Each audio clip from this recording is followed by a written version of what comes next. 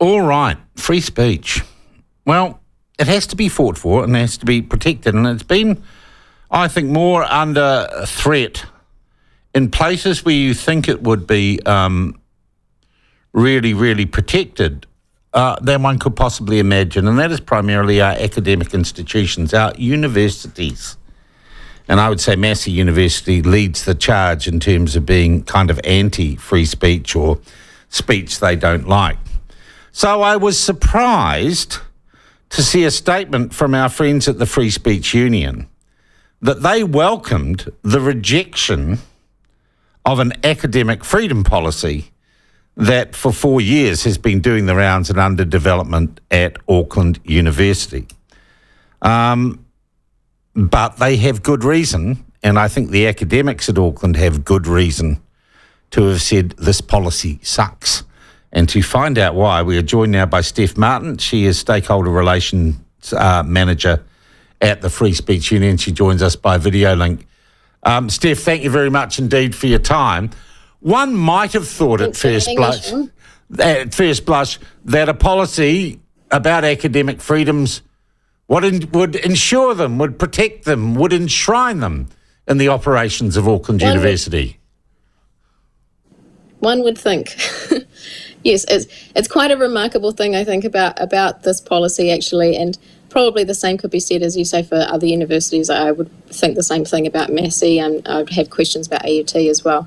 But for a policy to be implemented about academic freedom that is intended, well, purported anyway, to enshrine, as you say, academic freedom and freedom of expression, where it actually, the effect of it being instantiated actually curbs those things and actually introduces restrictions on speech that weren't there before. Oh, was this policy an act of gaslighting in some ways?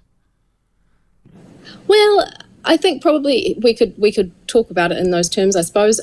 But for me, it's really just about the fact that it's introducing restrictions on speech that didn't exist before. And overall, I think we could say pretty clearly that if this policy were to be implemented, then it would have a chilling effect on what we're already seeing as a pretty frosty atmosphere in the university campuses. So, okay, who formulated certainly the policy? Reason to be concerned, and I'm really encouraged by the academics coming out and sort of putting a foot down and saying, giving it the middle finger, essentially.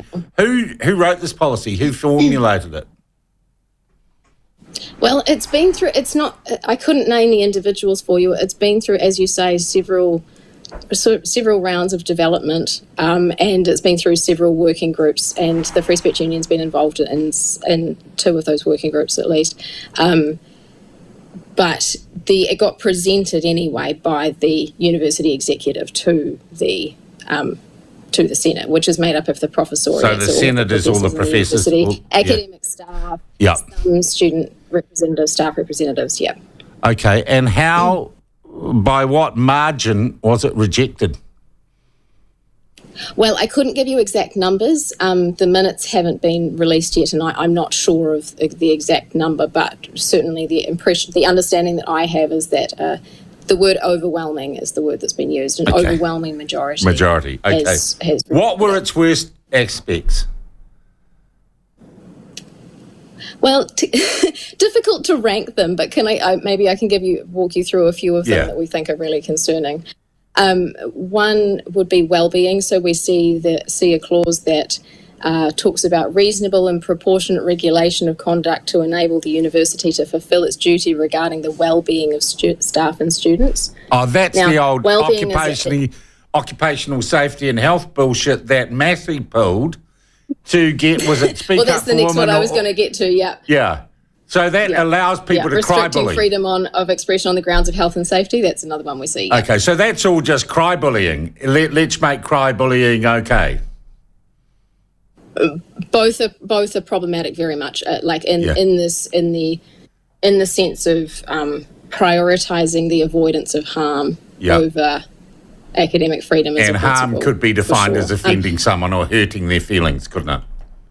Absolutely, yeah.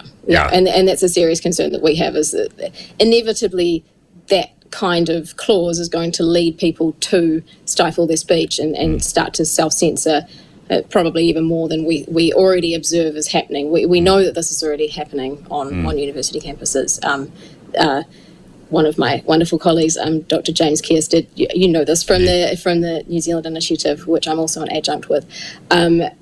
He released a report a few weeks ago about academic freedom in New Zealand, and it shows a pretty comprehensive breakdown of how self-censorship is starting to instantiate, and academic freedom is seriously under threat in New Zealand. So we know this is a real problem, and this sort of move is only going to because of enshrine the problem, actually. Yeah, because it would have enabled, in fact, codified crybullying, and I call it, the victim's veto, not the thug's veto, the victim's veto on freedom of speech. What else in there concerns you? Yeah. Well, those are, to be honest, those are probably the primary concerns that I would have, because both the well-being phrase and the health and safety are ones that we have seen actively used to suppress speech on university campuses in the last few years. So a lot of the deplatformings, and you've covered a number of these, have been done on the basis of health and safety. That's sort of been the sort of catch cry of those situations. So those are what I would say are the primary concerns. But we can also, another concern that we have around it is the restriction of academic freedom to what they describe as areas of academic expertise. So it's essentially narrowing it so that staff and students only have the right to academic freedom in their own area, in their own box of expertise. But it's very unclear what that box is, or how far it extends. And to be honest, I actually find it quite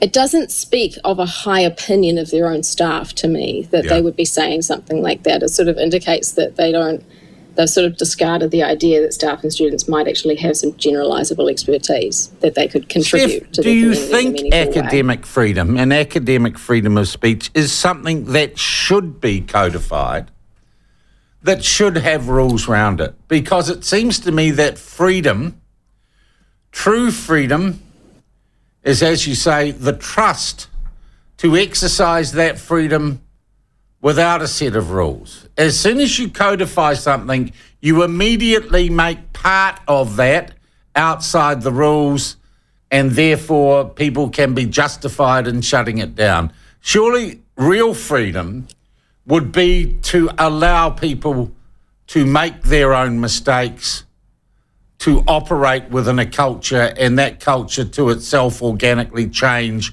or decide what is tolerable or acceptable or not. Yes. But the thing is that we need to be ensuring that we are actually guaranteeing those freedoms. Yeah. Right? Because academic freedom is actually enshrined in the Education and Training Act. So in theory, academics should already have the right to academic freedom, but because it's apparent, as I mentioned before, we know this now, like it's been looked at very comprehensively, that we have got a problem with academic freedom, and that's in spite of the fact that it is actually in the Education and Training Act that staff and students are guaranteed academic freedom. So what we're seeing is that the sort of legislative enabling of academic freedom is not sufficient, because if it were, then this wouldn't be happening.